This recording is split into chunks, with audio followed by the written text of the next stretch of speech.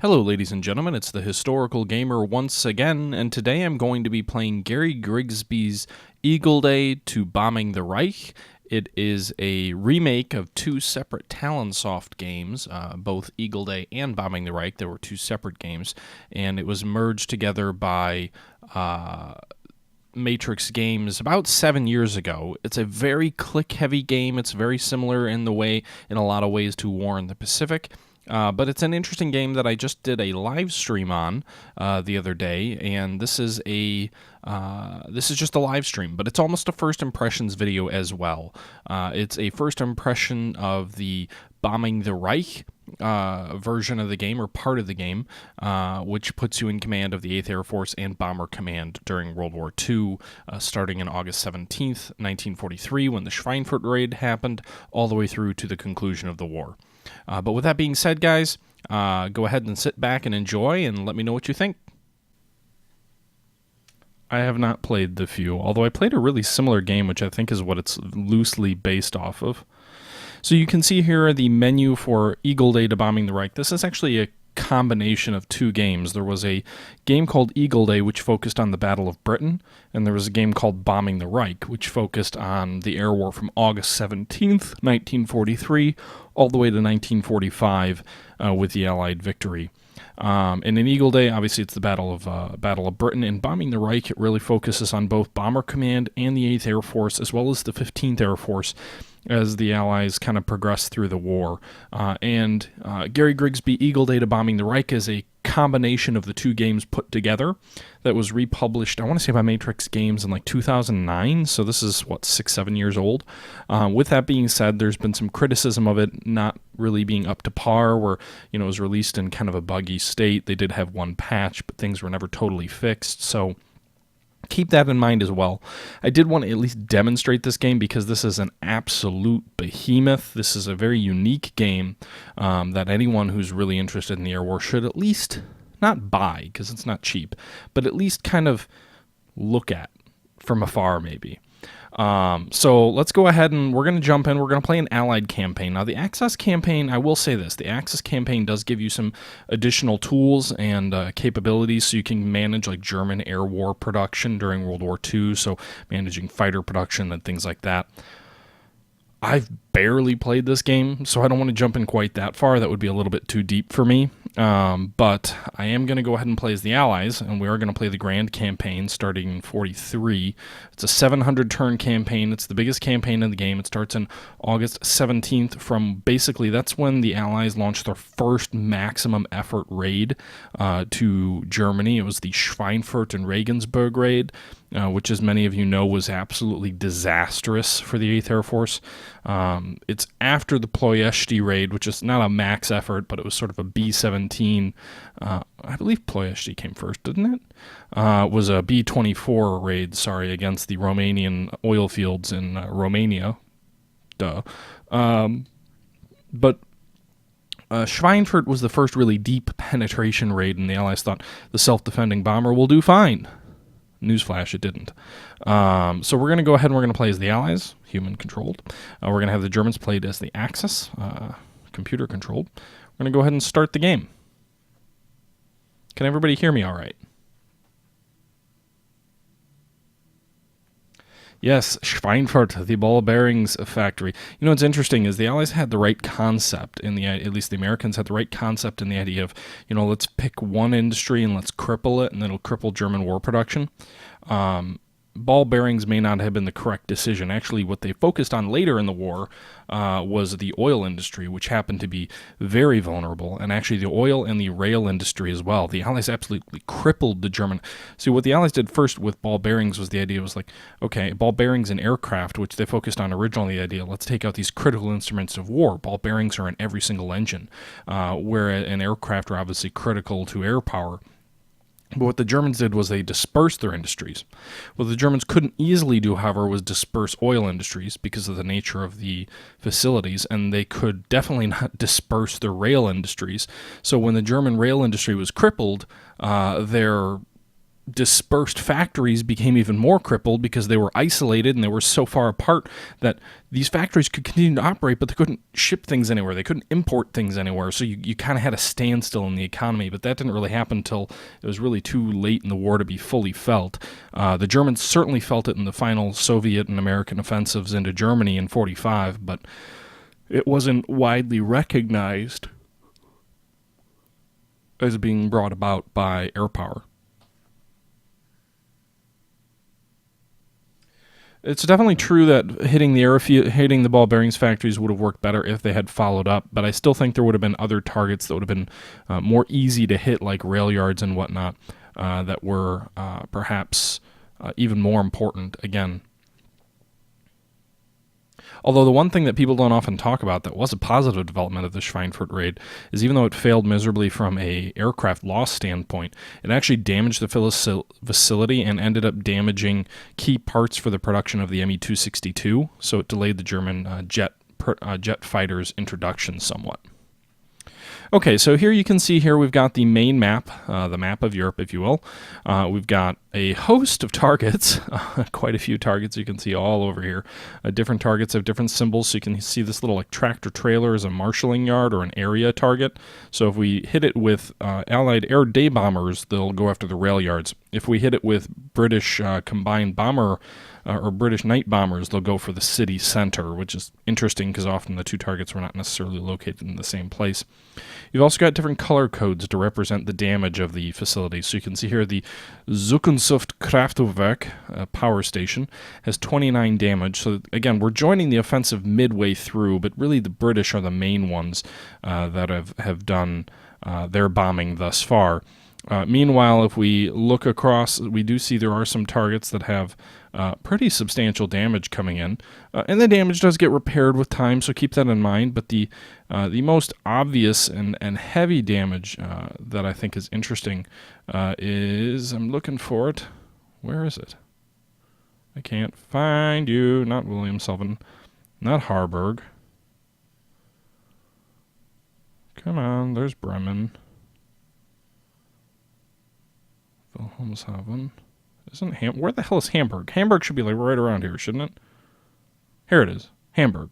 So Hamburg, you can see rail damage is 88 and urban damage is 72. This is actually dating back to 1942, I believe. It was the first example of a firestorm that the British launched off on a summer night in 1942 in Hamburg, which destroyed over 70% of the city and killed over 30,000 people in a single night.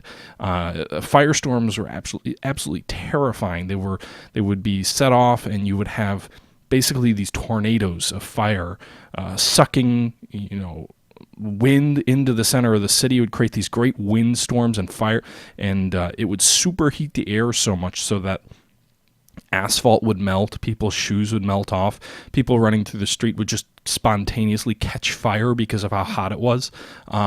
People in air raid shelters would suffocate because the air would be sucked out into the fire outside. It was just a traumatic experience for the residents of Hamburg, and it really shook the German high command to the core when it happened.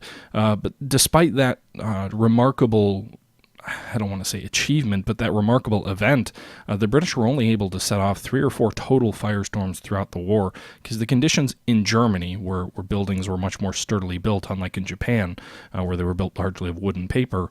But in Germany, the buildings were not built in a way that was as susceptible to causing firestorms. So Dresden was another one of the famous firestorms. Interestingly enough, however, Hamburg was the first and probably the deadliest firestorm that was ever set off during World War II in the European theater. Despite all the press that Dresden gets, Dresden often gets more popularity, if you will, because of the way it happened, where they had one bomber group basically light up part of the city, and then a lot of the residents fled into this park, this historic district, and then the British hit that afterwards. It wasn't premeditated to drive them from one area of the city to the other, but they did. And Dresden had over 1 million refugees in the city, and then the Americans hit it the next day. They hit the rail yards the next day. So it was like a systematic destruction, although the Americans weren't really carrying incendiary weapons, at least not to the same extent that the British were. There was, I think, 30% of the bomb load was still incendiary. But anyway, guys, that's kind of Yeah, Firestorm's definitely worse than napalm in the sense that, the way it happened, I would say, was worse. If you got hit by napalm, it's not really a pleasant way to go either. So let's take a look here. We've got so many options with this game. It's hard to say where we're going to start, but let's go down to Italy because we haven't looked there yet. You can see here in Italy, Sicily has already fallen by August of 43, but Italy proper is still littered with targets, and we are going to be invading Italy soon. So I think the first thing we want to do is kind of plan our raids on Italy. So if we take a look, there's numerous different kind of targets. You've got these little kind of cross-like things, which are radar stations. But frankly, just look at how many of them are littered all throughout Italy. There'd be absolutely no point in taking these radar stations out. We could show radar ranges if we go ahead and we click this button, and then it'll show these little circles. So if we take out this radar station, this little red circle will disappear, and our planes can get further and further in without being detected by radar. But again, there's so many of them, you got to wonder kind of what's the point. There's no real reason to do that. I'm not going to do that. So what else could we do? We're not going to target radars, but given that we are going to be attacking Italy very shortly, I think it might make sense to attack the rail yards, because these marshalling yards or these rail yards, which also show as urban areas, are critical to the Italians' ability to relocate troops. So, and I'm sorry guys, I'm yawning a bit here, but so as the Allies land, we don't want the Germans to be able to quickly bring up reinforcements or move troops around, so the first target that I'm going to go after is going to be these rail facilities.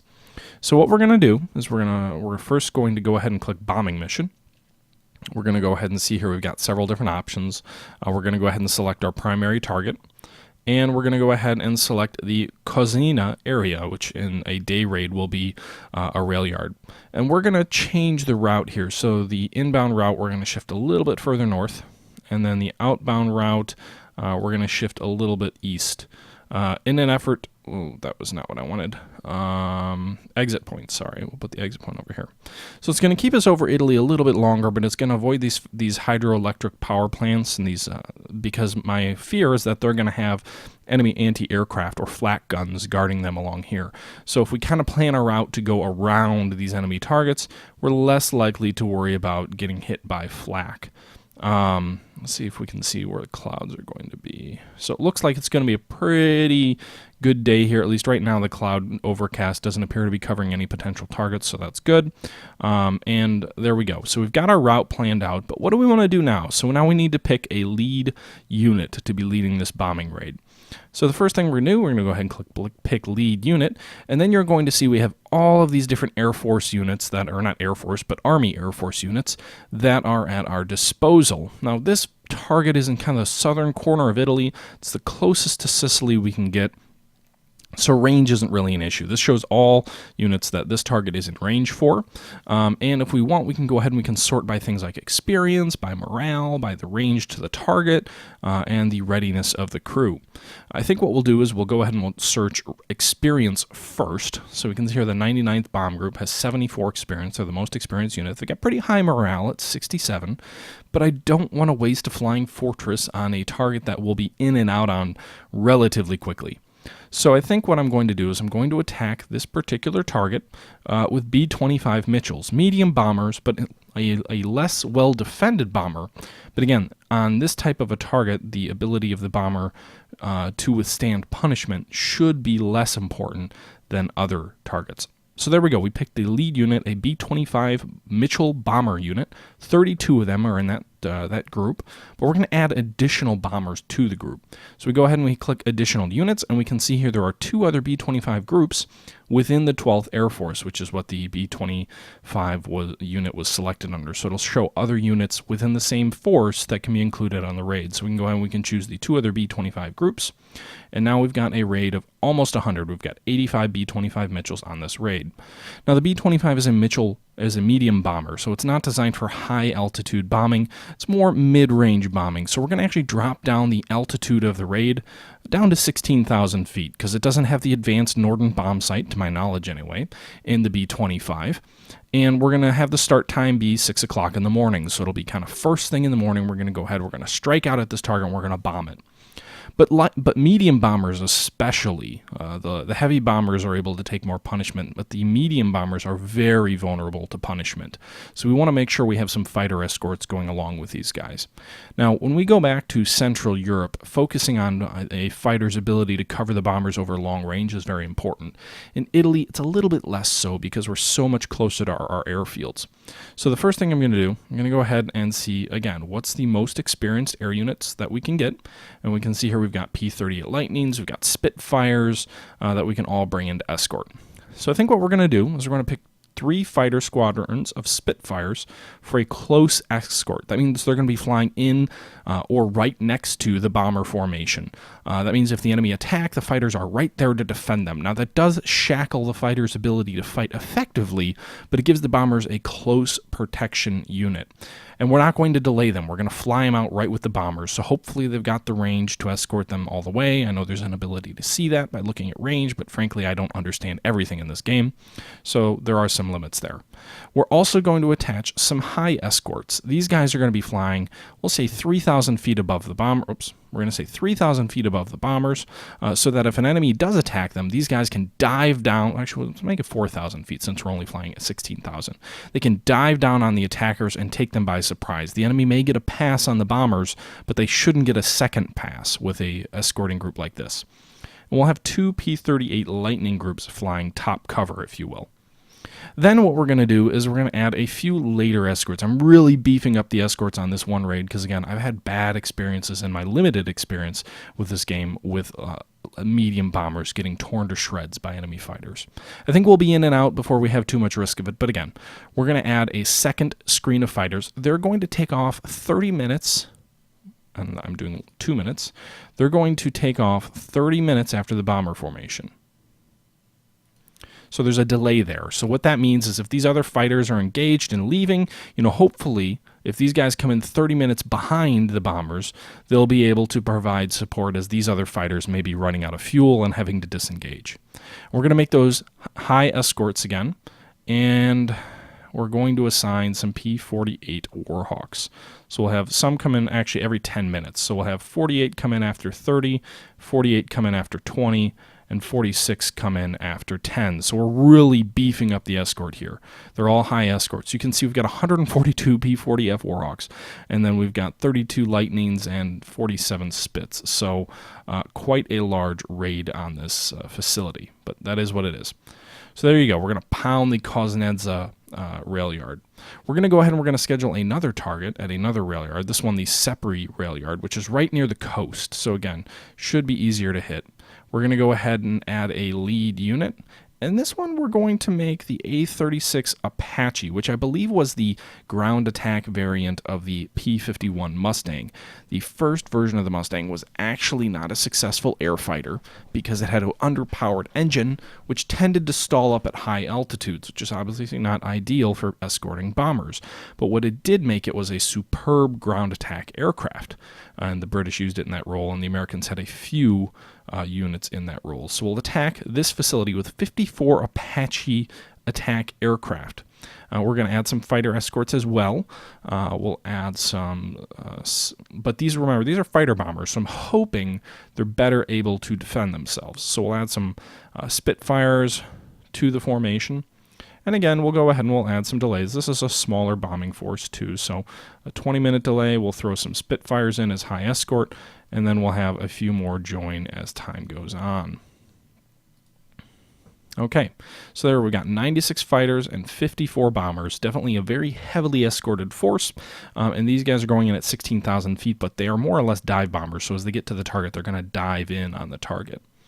After that, I've used up a lot of my fighter capacity here, so I may not do further attacks in Italy today. Let's just take a real quick look. Let's see if we attack, however the hell you pronounce the name of this place, right near some airfields, it looks like, right over the top of a radar drome.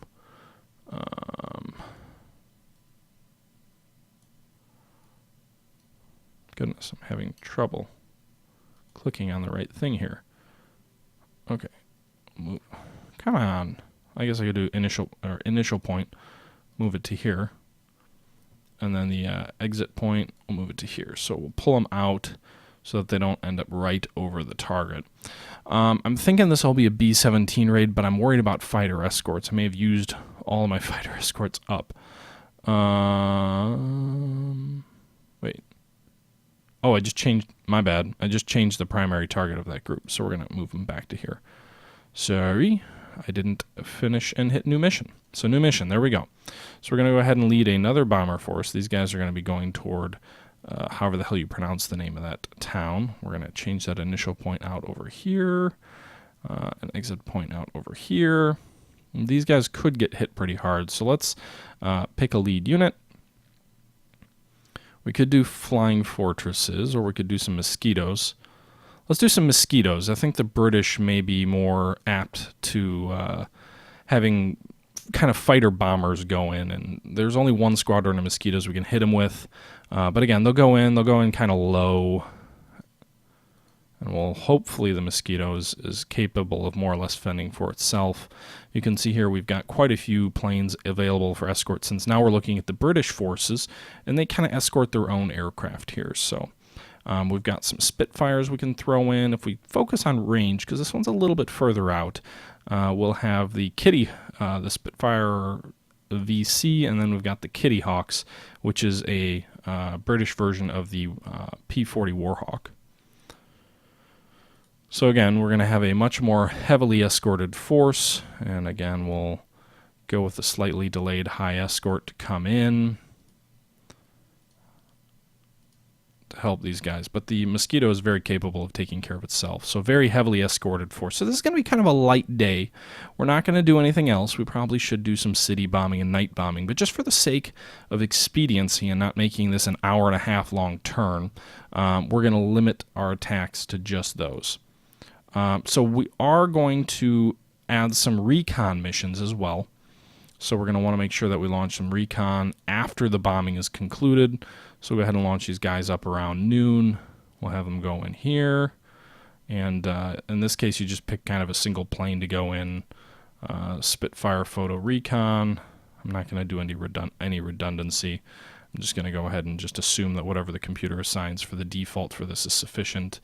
And we'll just have them all from the A682 squadron, the British Spitfire squadron here. They're all going to start at noon, and hopefully they get through fine. So we're giving the bombers a rest today, even though this is the first day, and we'll go ahead and send these guys in. These are kind of post-target photo recon, but I'm wondering if it makes sense to have photo recon hit some targets that we may hit the following day, just to kind of confirm, this is the level of damage before we actually attack the target. So I think we may do that. Let's go ahead and photo recon Emden, because I think we may launch a photo recon or a bombing raid on Emden with the British Air Force. So we'll go ahead and pick the lead unit here. It's going to be F5 Lightning. That's a P-38 variant. And then I think another target that I had thought about hitting was some of the oil facilities in the Amsterdam area.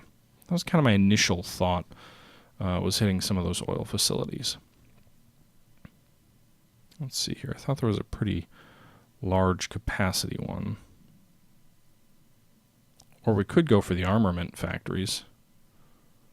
Amsterdam Fokker Flugkomponenten Werke. I think that's an aircraft factory. Not sure if it's better to hit the oil facilities or the aircraft factories. Chrysler Auto Works. Let's bomb Chrysler. Ooh, there's a big General Motors factory. So we'll go ahead and we'll launch a recon flight there. I may not bomb them, but that's a very large factory. And then we'll go ahead and we'll launch a recon mission at some of these oil facilities as well.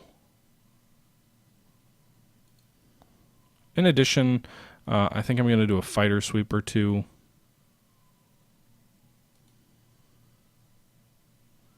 Pick lead unit. This will just take a few moments, folks. This may not be the best game to stream, admittedly. Just given it's not a very action-packed game, if you will, but it's an interesting game. It's a very click-heavy game.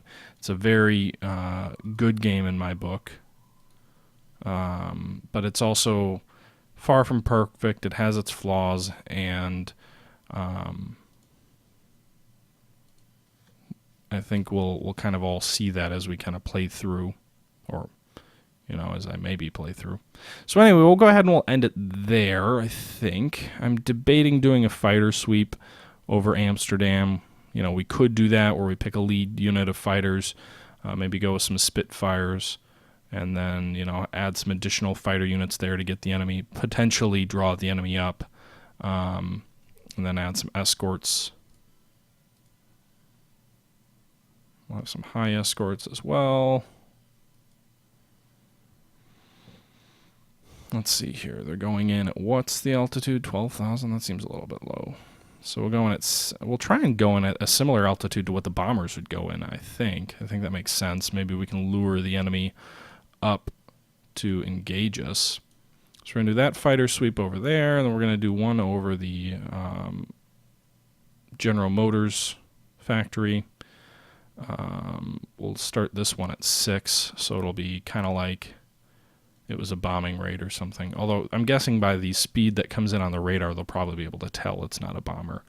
We'll go ahead and pick these guys. Spitfires. This is a fighter sweep, yeah, right? I hope I picked this as a fighter sweep.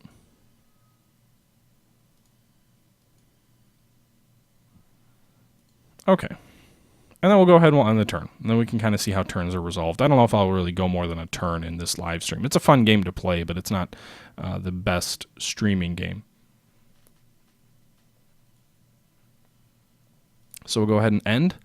And then you can see here, we'll start the turn and then just kind of sit back and watch as things happen. So you can see here the time slowly clicks up. You'll see radio activity occurring here based on the raids that you set up and the regions you set up. And the enemy can kind of interpret that and say, oh shit, something's going on in Italy today, or something's going on here today. I think our actual first raids are going to take place here in Italy, southern Italy.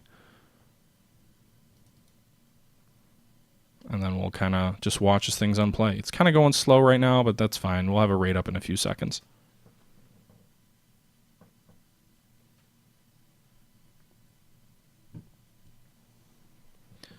Radioactivity or radioactivity. You can see here the planes are just kind of durka along the map. Enemy fighters are rising to reach them. You can see fighter squadron is attacking the enemy with Spitfires, and 4 Italian MC-205s are destroyed right there. You kind of get a turn-by-turn combat resolution as different units engage, and you can see here that we lost a lightning against the Italians. What? Warhawks bouncing some. So you got some pretty big air battles taking place here. Looks like we're not destroying quite as many of them as I would like. And when it says bouncing, that more or less means they ambushed and got position over the enemy versus, one or the other. Generally, when a fighter bounces them, it means they kind of come in behind. Our fighters aren't doing as well as I would hope. They had that one initial spring of 4, and you can see they're not doing all that great.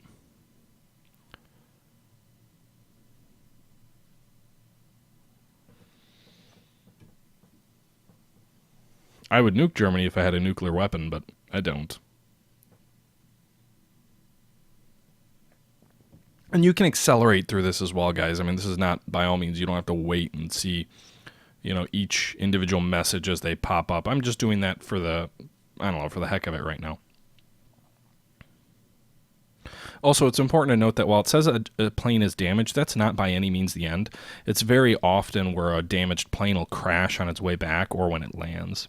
You can see here the A-36A Apaches are bombing the Spree rail yard. They're diving to attack.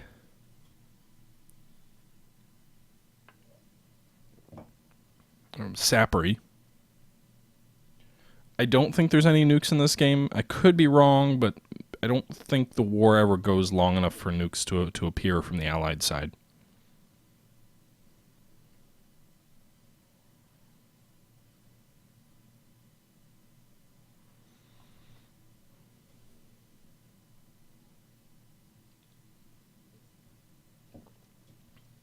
So you can see we bombed the rail yard up here. I didn't see our raid down here at the Kuznetsa rail yard. Oh, it looks like it's moving in this way. You can zoom in a little bit more, too, for what it's worth. It all just looks like gobbledygook to me.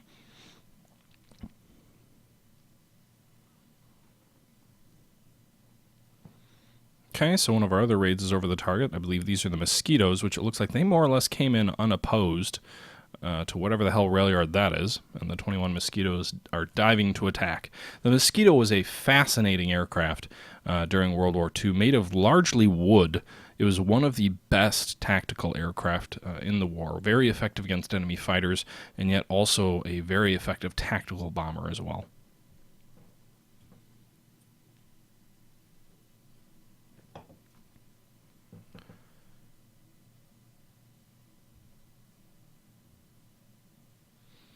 The air campaign that you wage, I do believe, has the ability to influence how quickly Germany falls. So you don't directly command ground troops in this game, but if you're very successful in, taking out German oil or rail yards or what have you, you can have either slower or faster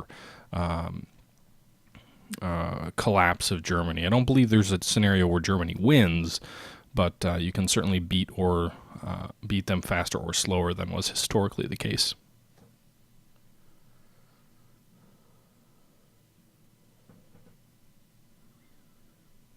So a lot of fighting here going on the southern part of the map. See just a general furball over this map. My goal is to reduce enemy fighter strength as much as possible. I'm not sure how we'll play out the main campaign with B-17s and British bombers, but any raids where we can take enemy fighters out, I would garner as successful, even if it's even odds. The one thing is a lot of these aircraft that we're taking out right now are Italian aircraft, which won't factor in once Italy surrenders.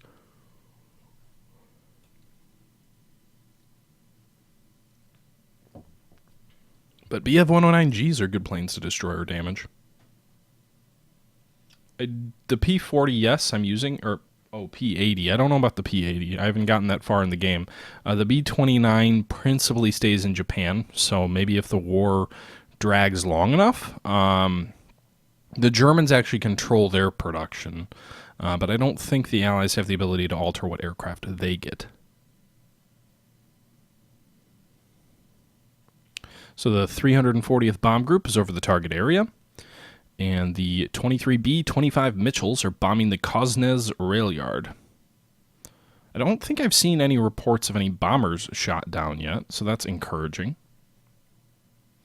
You know what I find interesting is I just finished Masters of the Air, which is a phenomenal book on the air war during World War II, the daylight bombing campaign against Germany. And I think it's really interesting that Hitler prioritized anti-aircraft production over fighter production.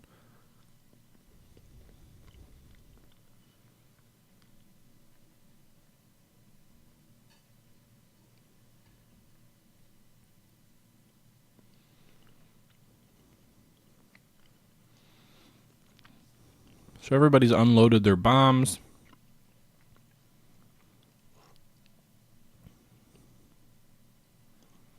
And yes.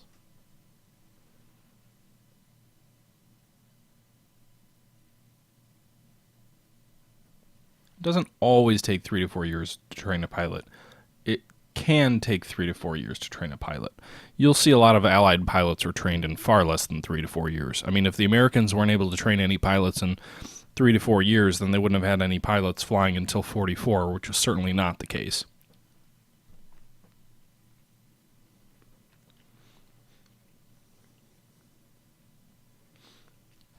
And I think you do a slight disservice to how complicated it was for an anti-aircraft gun. One thing that I think you'll realize is that anti-aircraft weapons, when you fire an 88mm artillery piece at a B-17 flying at 24,000 feet, it can take up to 25 seconds before that shell flies from the muzzle of the gun all the way up to where the B-17 is and detonates a shrapnel. So what that really means is the B-17 can travel 1.5 miles between the time the round is fired and when it actually needs to hit its target. German anti-aircraft weaponry and technology was highly dependent upon radar. Actually, it hurt the submarine warfare that the fact that Hitler prioritized anti-aircraft production hurt the U-boat arm, because German U-boats weren't able to get radar direction finding equipment until like 43 or 44. When the Allies started implementing radar in 40. So it really hurt the German submarine effort, because so much emphasis was going into flak that they didn't have the resources to equip their submarines with radar direction finding equipment. And what that really meant was, first of all, it took something like 8,000 flak rounds to shoot down a single bomber on average. And it meant that the Germans were pouring their resources into an area that was just not a very efficient way of killing enemy bombers. Now, it's true that, especially by the time the P-51 came around, the German aeronautics industry was just not up to keeping up with the P-51. It wasn't until the Me-262 came out. But Germany had a similar problem to what Japan had, where they prioritized quality over quantity. So they had a very limited, very experienced, very good fighter corps. But when they started losing those guys, they had some good guys training them, unlike the Japanese, but they weren't prepared for a war of attrition with Allied bombing the way that the Allies were.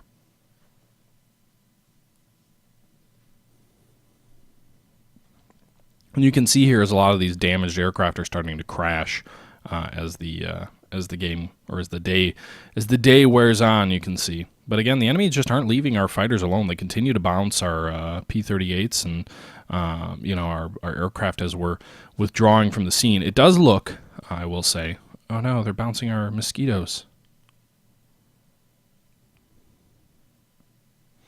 It does look, however, like in general, our aircraft have given better than they've got, and I hate to say that so early. As we get a little bit more granular look at the fight. But let's go ahead and let's kick that message speed down a bit.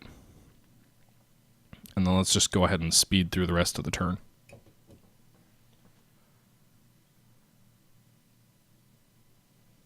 The Me-262 was the most unreliable fighter in World War II, that is true, but I hesitate to say it was terrible. It was certainly an incredibly advanced aircraft. It was far ahead of its time, and yet it was not ready for a very intensive air campaign where it needed to be used every single day. Again, I wouldn't say it was terrible, though, because when in the air and when flying, it was phenomenal.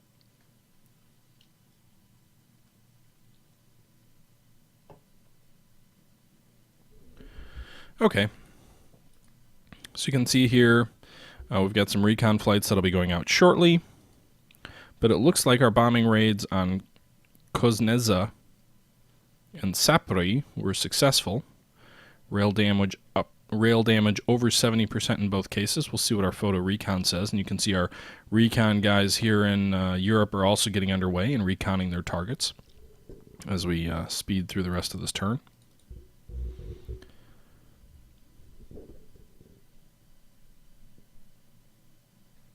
Sure, but the Gloucester Meteor didn't reach combat in the numbers that were necessary the way that the Me-262 could have.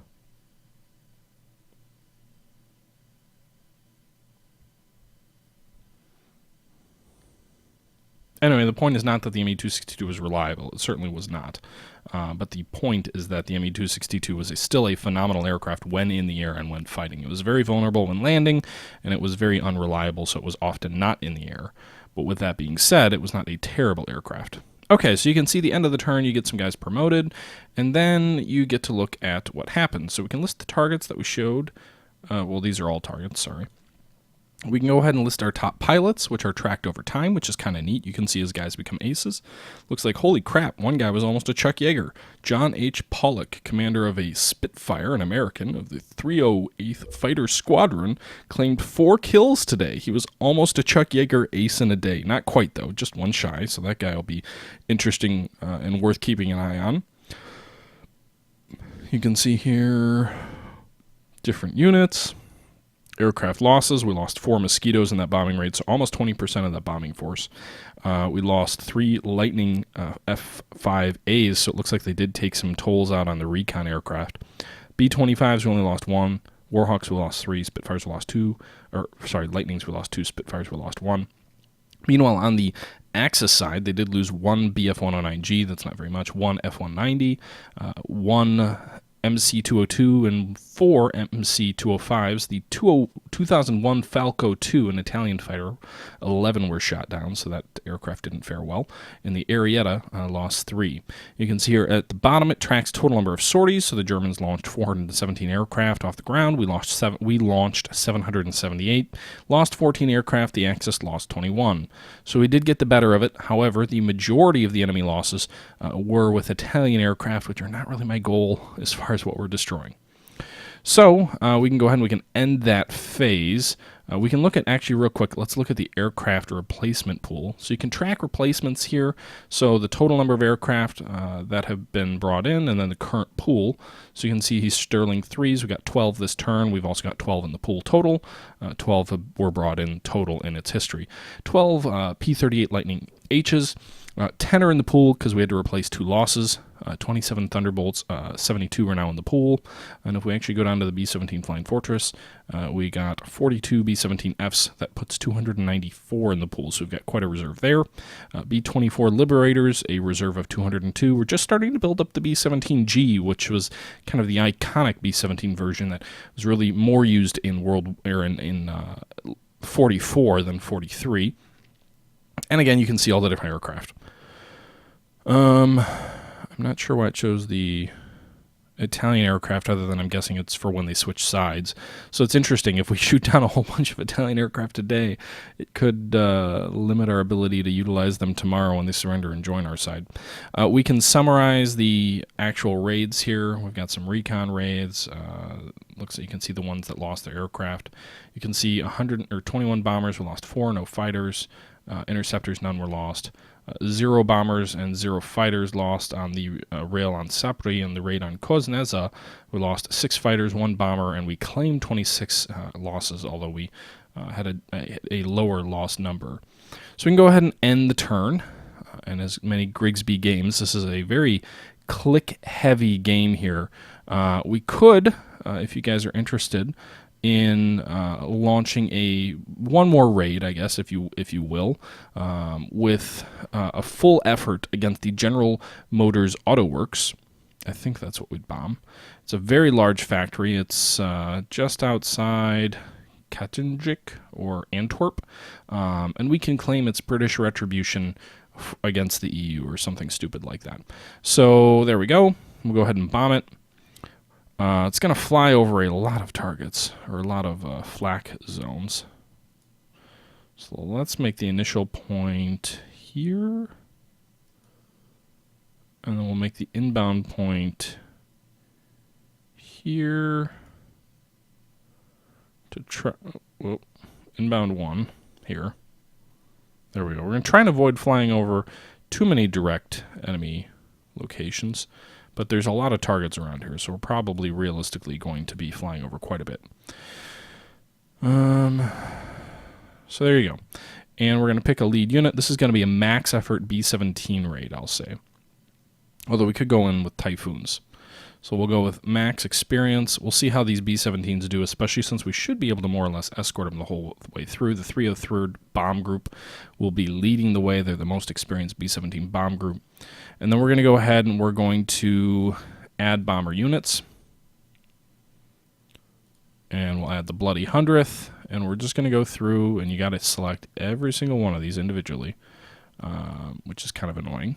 We're going to go ahead and select every single one and see what a max effort B-17 raid looks like. So we scroll down the map here. Everyone's got pretty high morale because they didn't bomb yesterday. We've got 512 bombers that we can hit this target with. Quite a few. I don't see any B-24s, interestingly enough, but 512. We're going to go ahead and plan the fighter escort out. And we don't have nearly as many fighters as I would like to escort that formation. The fortunate thing is we should have sufficient fighters for more or less almost a round trip. So go ahead and delay. We'll go ahead and have some high escorts come in on these guys every 10 minutes after. They're relatively slow. Actually, we should have these guys. We should have the Spitfires going first, because interestingly enough, the P-47 actually had pretty decent range. The Spitfire had the worst. So we'll go ahead and we'll send the Spitfires in as close, and we'll have one of them as high. Again, there's not many of them, so they may get overwhelmed. We'll have these guys go in 10 minutes in, and then we'll just do one fighter group every 10 minutes after that. Hopefully that's sufficient to give these guys some decent cover so they don't lose too heavily. We'll see. It's going to be a max effort, 230 fighters, 512 bombers. We're going to send them in at 24,000 feet. I think that's a good altitude with the Norden bomb site. I don't know if this is symbolizing when the last fighters will join up. This little green icon means something like that. It may. I don't think we're going to do anything else in Europe, but I do want to follow up attack on this rail yard, which we didn't hit too heavily. Pick a lead unit. The XP-72, I don't know what is. I didn't notice it. We'll go ahead and send in the Bostons, the British Bostons. Anyone know what the Boston bomber was? Was it like a B-26 or a B-25, or what was that thing? Send 51 bombers in. We'll add some fighter escorts.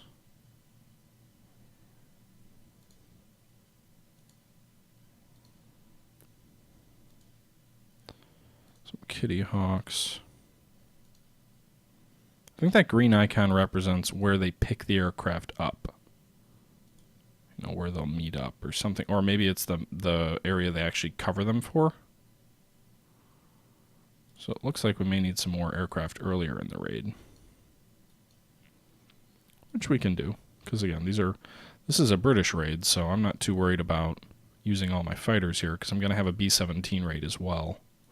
We're not going to do a night raid, though.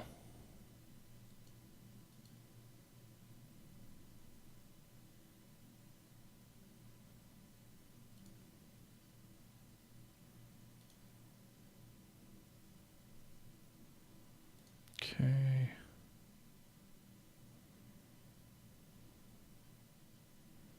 More Kitty Hawks. Yeah, that's it. The green this is the area they get escorted to, so it doesn't look like they're going to get escorted all the way to the target for some of these guys. These guys are going to be empty for, well, not entirely empty. It looks like we've got some aircraft that can escort them all the way. So we've got quite a few, 300 fighters, maybe overkill escorting just 50 bombers. And then we're going to do one more new mission. We'll do a B-17 raid on a rail yard kind of in the center of Italy. I'm going to go ahead and pick a lead unit. I said I was going to try and not make this turn last too long, because I didn't envision you guys watching an hour of me just clicking, click, click, click, click, click, click, click, being all that entertaining. So we'll see. I'll go ahead and pick some fighters, and then we'll just quickly end the turn, and we'll see where we're at. So the P-38s, they can't get you all the way there, which kind of sucks, because they're by far the longest ranged. So these B-17s are going to be alone for part of the raid anyway. Let's see here.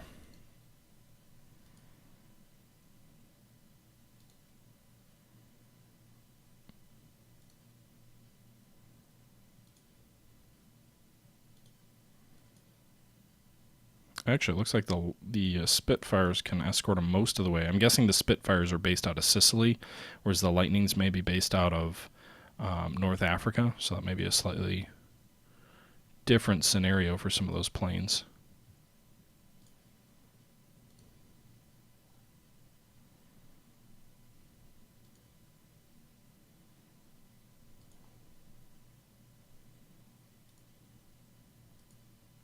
So yeah, they're limited in where they can escort these guys. But anyway, so we've got the... I didn't plan this out all that well. We'll go ahead and finish that up, and then we're going to just make sure we've got some recon flights on these targets shortly after the raids. We're not going to do night bombing with the British. We can put over 900 aircraft in the air for what it's worth with those. But I'm just going to focus on the targets we're actually hitting.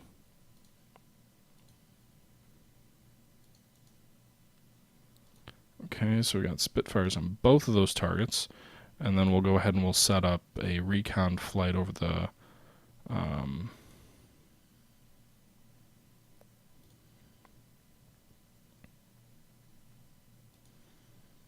European target as well. We'll go ahead and pick another... we'll do a Spitfire. High experience, low morale. Screw you, Brits. You're going to fly anyway. And we'll go ahead and jump.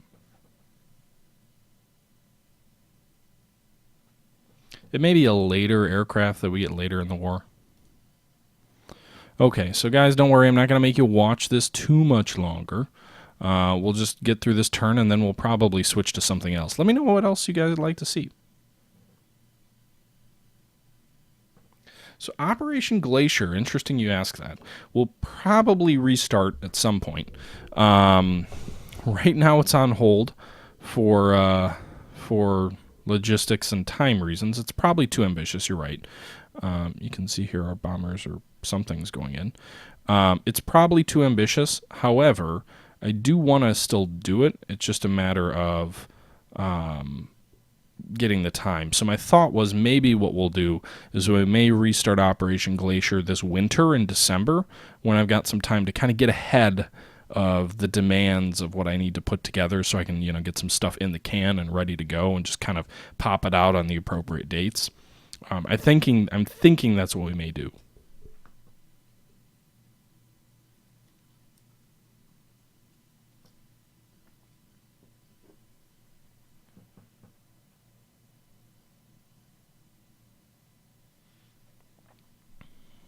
Okay.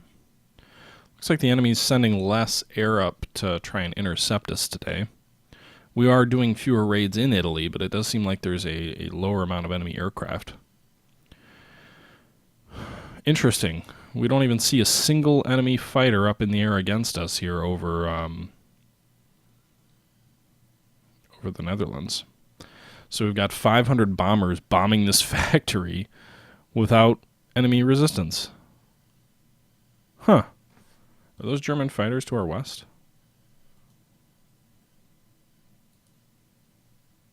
No, those are U.S. fighters. I see no German fighters in the air. So we should be able to hit... Let's see where the clouds are.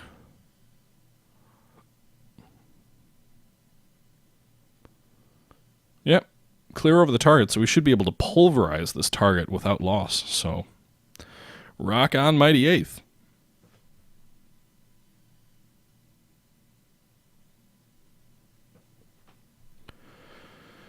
Okay, so now we just gotta kind of wait. I could turn the messages off, but given that there's so little... Well, what the hell? We'll just turn them off.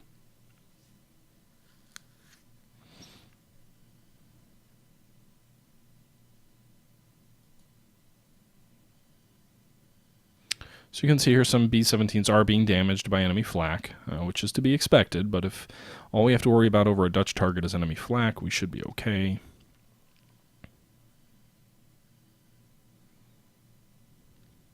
So we'll lose a couple B-17s, but if the enemy doesn't send any fighters up, we shouldn't lose anything too grievous.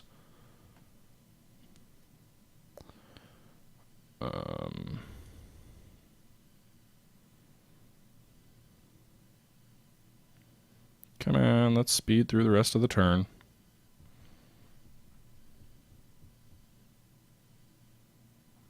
Does look like the enemy has a few aircraft that are on the way from the other side of Germany. Hate to break it to you guys, I don't think you're going to make it in time. Meanwhile, there are some more fighting over the Italian front, but not as much as certainly not as much as yesterday. It looks like we're losing more heavily than yesterday. However, I don't know how our B-17s here are faring. They may be doing a little less well. You can see here losses are rising a little bit. The enemy lost 20 aircraft yesterday, and we lost like 11. So aircraft, whoa, spiking up pretty substantially, actually. But mostly on the Italian front, with the European front more or less calm. It looks like someone just crash landed here, so good for the Germans. They flew in a little bit late in Europe. It looks like they did scramble some fighters after we dropped our bombs. And these guys are flying cap. Okay. You can see our recon planes going out, reconning the targets that we hit. And another... Okay, some aircraft are upgraded. And if we take a look, we go ahead and we look at the after-action reports, we can see that 512 bombers with 231 fighters did end up engaging the enemy, so 4 enemy interceptors lost versus 2 bombers and 3 fighters, so that's not too bad. Armament damage 100%, so the factory totally destroyed or shut down. That's good, because that's a pretty high-capacity armament facility. Again, armaments aren't the most important target to hit, but still good to wipe out something that big. Meanwhile, less success in Italy. It looks like the Battapelega facility only suffered some 28 damage, which the loss of 3 interceptors and 4 fighters. Meanwhile, the bombing of Potenza, which was the central rail facility, over 70% rail damage. That was the one with the B-17s, claimed 15 interceptors lost. We'll see if that's true. No bombers, however, and 2 fighters. Meanwhile, some additional recon strikes. What's the mask mean? Oh, all locations. So, if we actually take a look of aircraft losses, today we lost no F-5A Lightnings, no B-25s. We lost 2 B-17Fs. That's fine. That's only 2. 1 Kitty Hawk, 3 P-47 Thunderbolts, 4 Spitfires, and 5 Spitfires between 2 different types. The enemy, meanwhile, they lost 1 more RE-2002, 9 more RE-2001 Falcos, 1 F-190F, 2 MC-202s, 2 F-190As, and 3 BF-109Gs. So all in all, another good day. The Allies lost 11 aircraft to the Germans 18. That's 39 versus 25. 1,500 sorties versus 566. I would say that's a good day number 2. We need to be more targeted with our attacks, but that's a good start. That's worth saving.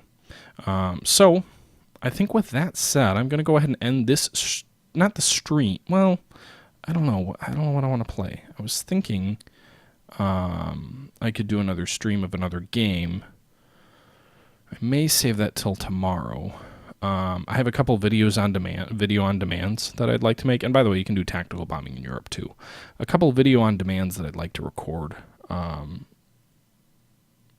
This is more or less 12 o'clock high, by the way.